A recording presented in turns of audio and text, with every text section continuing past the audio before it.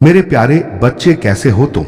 मेरे YouTube channel चमक वाणी पर तुम्हारा स्वागत है। मेरे प्रिय, तुम सोचते हो कि मैं तुम्हारे हर पाप को माफ कर दूंगा। तुम सोचते हो कि मेरी करुणा अनंत है और मैं हर बार तुम्हें उठा लूंगा, चाहे तुम कितनी भी बार गिरो। लेकिन आज मैं महादेव तुम्हें सच्चाई बताने आया हूं। कुछ गलतियां ऐसी होती हैं जो माफी के योग्य नहीं होती और तुम बार बार वही गलती कर रहे हो। तुम्हें लगता है कि समय तुम्हारे पास है, तुम्हें लगता है कि कल का सूरज तुम्हारे लिए भी उगेगा, लेकिन हर एक पल तुम्हारा जीवन तुम्हारे हाथों से फिसल रहा है। तुम चेतावनी सुनते हो, संकेत पाते हो, मेरे संदेश को महसूस करते हो, फिर भी तुम उसी रास्ते पर लौट जाते हो जो तुम्हें बर्बादी की तरफ ले जाता है। तुम्हें याद है, मैंने तुम्हें पहले भी रोका था जब तुम्हारे जीवन में वह पहली चोट लगी थी, जब तुम्हारा विश्वास टूटा था, जब तुम्हें लगा था कि अब मैं सुधर जाऊंगा, अब मैं अपने रास्ते बदल दूंगा। तुमने वादा किया था मुझसे, लेकिन वो वादा तुम भूल गए। हर आत्मा को मैं अवसर देता हूं उठने का, बदलने का, अपने अंधकार से बाहर आने का, लेकिन जो आत्मा बार बार उसी अंधकार में लौट जाए, वह स्वयं अपनी विनाश की जड़ खोदती है। तुम्हारी यह गलती सिर्फ तुम्हारा जीवन नहीं बल्कि उन आत्माओं को भी तोड़ रही है जो तुम पर विश्वास करती थी। तुम उनके दिल पर ऐसे घाव छोड़ रहे हो जो समय भी भर नहीं पाएगा। और तुम जानते हो सबसे बड़ा अपराध क्या है? वो है किसी आत्मा के सच्चे प्रेम और विश्वास को तोड़ना। तुम सोचते हो महादेव मुझे बचा लेंगे, मैं चाहे जितना भी गिर जाऊं, लेकिन मेरे बचाने की सीमा है मेरे प्रिय, क्योंकि मैं तुम्हें केवल उतना ही बचा सकता हूं जितना तुम खुद बचना चाहो। और अभी तुम खुद को बर्बादी की तरफ धकेल रहे हो। तुम्हें अपने कर्मों के फल से बचाने की शक्ति मेरे पास है, लेकिन मैं उसे इस्तेमाल नहीं करूंगा, क्योंकि अगर मैं हर बार तुम्हें बिना मूल्य चुकाए बचा लूं तो तुम कभी सीखोगे नहीं, कभी बदलोगे नहीं। इसलिए आज मैं तुम्हें कह रहा हूं, अगर तुमने अब भी अपनी राह नहीं बदली तो वह दिन दूर नहीं जब तुम्हारे अपने भी तुम्हारा चेहरा देखना नहीं चाहेंगे। तुम अकेले रह जाओगे, इतने अकेले कि तुम्हारी आवाज सिर्फ तुम्हारी आत्मा की गूंज में खो जाएगी। तुम्हें लगता है कि तुम्हारे कर्म सिर्फ तुम्हें प्रभावित करते हैं, लेकिन सत्य यह है कि हर गलती, हर छल, हर झूठ तरंगों की तरह पूरे ब्रह्मांड में फैलता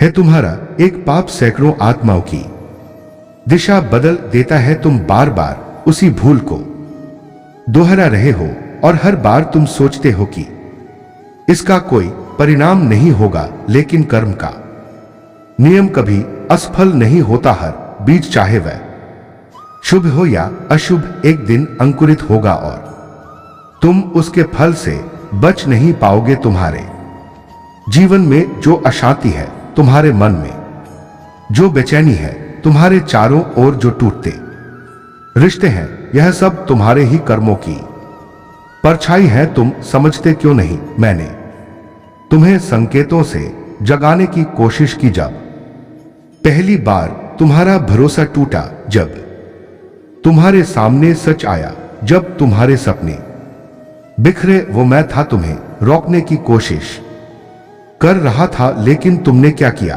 तुमने उन संकेतों को अनदेखा किया। तुमने अपने भीतर की आवाज को दबा दिया और उसी रास्ते लौट गए जहां सिर्फ दर्द और पतन है। यह सिर्फ एक गलती नहीं है, यह आत्महत्या है।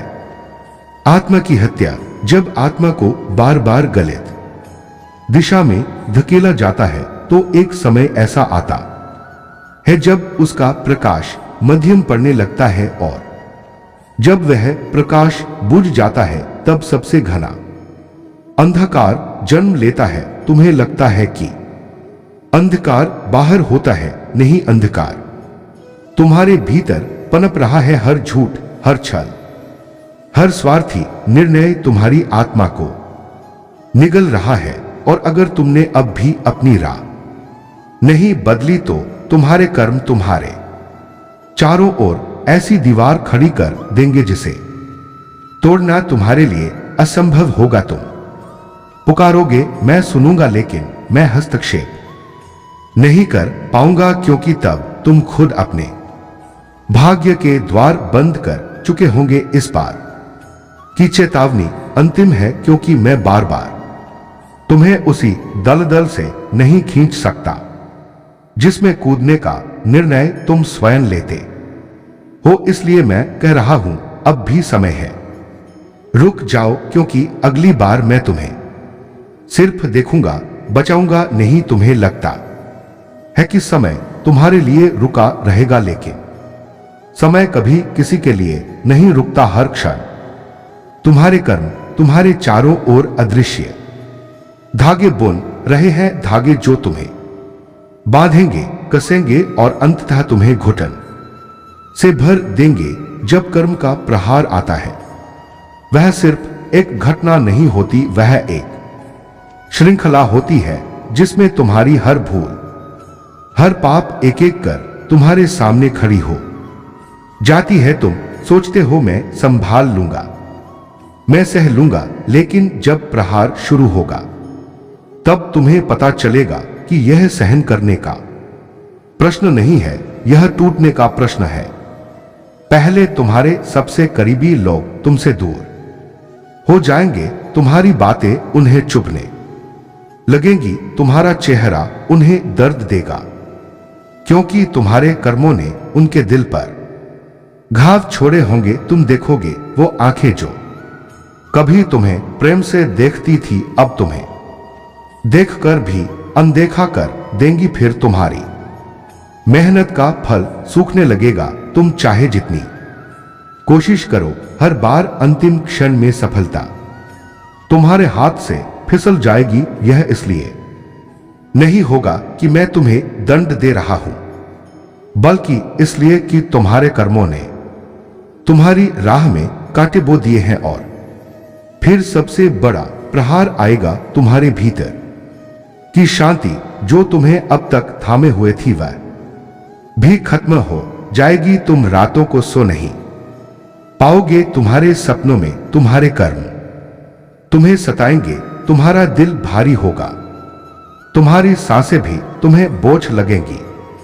मैं चाहता हूं कि तुम समझो, यह मैं नहीं हूं जो तुम्हें यह दर्द दे रहा हूं, यह तुम्हारे ही निर्णय, तुम्हारे ही रास्ते तुम्हारे खिलाफ खड़े होंगे। तुम बार बार सोचते हो महादेव मुझ पर दया करेंगे, हां मैं करूंगा, लेकिन दया का अर्थ यह नहीं कि मैं तुम्हें तुम्हारे कर्मों से भागने दूं। सच्ची दया यही है कि मैं तुम्हें गिरने दूं, ताकि तुम समझ सको कि उठना क्यों जरूरी है। अगर तुमने अब भी अपनी राह नहीं बदली तो वह दिन दूर नहीं जब तुम्हारी पुकार सिर्फ तुम्हारी दीवारों से टकराकर लौट आएगी। तब कोई तुम्हारे आंसू पोंछने नहीं आएगा, क्योंकि तुमने ही उन सब को दूर कर दिया होगा। अंधकार चाहे कितना भी गहरा क्यों ना हो, उसमें एक क्षण ऐसा आता है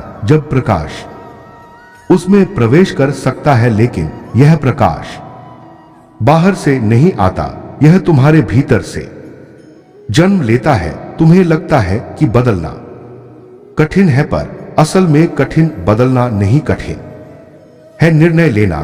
तुम्हारी सबसे बड़ी भूल यही है कि तुमने बदलाव का निर्णय कभी पूरी तरह से नहीं लिया। तुमने सोचा आज थोड़ी गलती कर लेता हूं, कल सुधार लूंगा, और यही कल कभी नहीं आया। अगर तुम इस बार अपनी गलती से मुक्त होना चाहते हो तो पहला कदम है स्वीकार करना अपने आप से, मुझसे और उन आत्माओं से जिनके साथ तुमने अन्याय किया।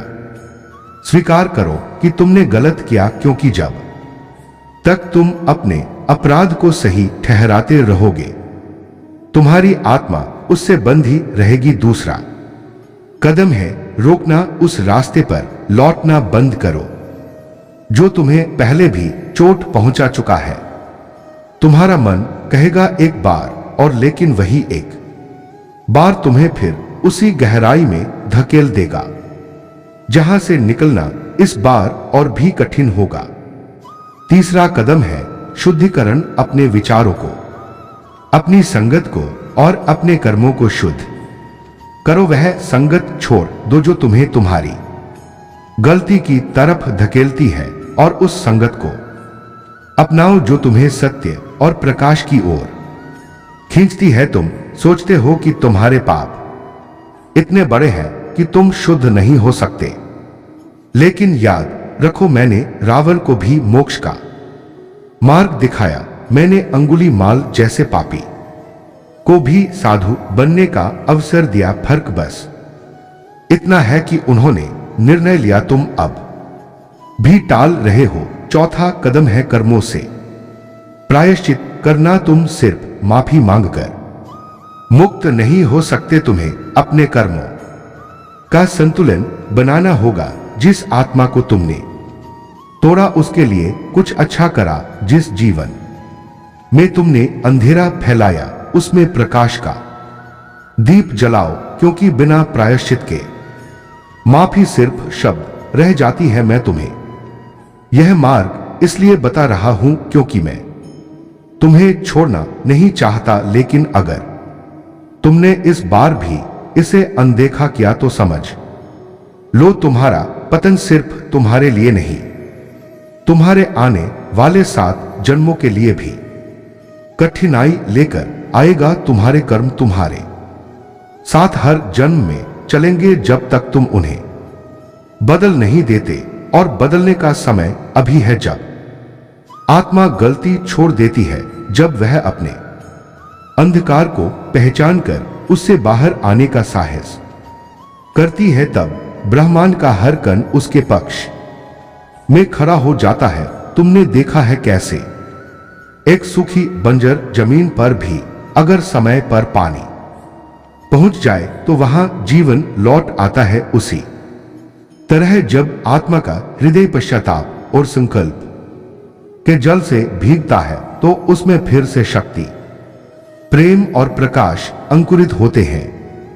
तुम्हें लग सकता है कि गलती छोड़ने के बाद जीवन खाली हो जाएगा, लेकिन सच यह है कि वही खालीपन तुम्हें शुद्ध ऊर्जा से भर देगा। वो ऊर्जा जो तुम्हें आत्मविश्वास देगी, जो तुम्हारे निर्णयों को स्पष्ट करेगी, जो तुम्हें तुम्हारे सच्चे मार्ग पर ले जाएगी। जब तुम अपने पुराने पापों को पीछे छोड़ते हो तो मैं स्वयं तुम्हारे लिए नए द्वार खोल देता हूं। ऐसे अवसर जो पहले तुम्हारे कर्मों की धूल में छिपे थे, अचानक तुम्हारे सामने चमकने लगते हैं। तुम पाओगे कि जिन रिश्तों में कड़वाहट थी वह धीरे धीरे मधुरता में बदलने लगेंगे। जो लोग तुमसे दूर हो गए थे उनमें से कुछ लौट कर तुम्हें गले लगा लेंगे, क्योंकि उन्होंने तुम्हारे भीतर का परिवर्तन देख लिया होगा। और सबसे बड़ी बात, तुम्हारा आत्मसम्मान लौट आएगा। तुम खुद को आईने में देखकर शर्मिंदा नहीं होगे, बल्कि गर्व महसूस करोगे कि तुमने हार मानने के बजाय बदलाव चुना। यह बदलाव सिर्फ इस जन्म तक सीमित नहीं रहता। जब आत्मा अंधकार से प्रकाश की ओर कदम बढ़ाती है तो उसके आने वाले जन्म भी उसी प्रकाश में ढलने लगते हैं। तुम्हारे भविष्य के जीवन में कठिनाइयां कम होगी, क्योंकि तुमने इस जन्म में अपने कर्मों का बोझ हल्का कर लिया है। मैं तुम्हें वचन देता हूं, अगर तुम सच में बदल गए तो तुम्हारे हर कदम में मैं रहूंगा। तुम्हारे रास्ते की हर बाधा को मैं हटा दूंगा और तुम्हारे लिए वह शांति और सुख लाऊंगा जिसे तुम्हारी आत्मा कई जन्मों से खोज रही है आज मैं तुम्हें। अंतिम बार यह कह रहा हूं तुम्हारे पास।